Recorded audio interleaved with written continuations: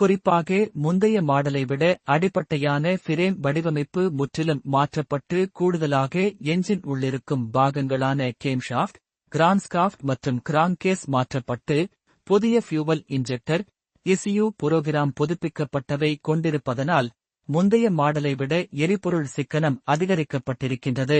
முன்புற அப்ரானில் 2 packet storage, புதுப்பிக்கப்பட்ட LED headlight மற்றும் டெயில் லைட், வெளிப்புறத்தில் பிரேக் லைட்டிற்கு மேற்பகுதியில் பெட்ரோல் நிரப்பும் வசதி கொடுக்கப்பட்டுள்ளது. முந்தைய 21.8 லிட்டர் ஸ்டோரேஜ்க்கு பதிலாக இருக்கைக்கு அடியில் 24 லிட்டர் கொள்ளளவு கொண்டுள்ளது. எனவே புதிய OBD2B ஆதரவினை பெற்ற 12.4 cc என்ஜின் அதிகபட்சமாக 831 HP பவர் மற்றும் 10.2 Nm டார்க் வெளிப்படுத்துகின்றது.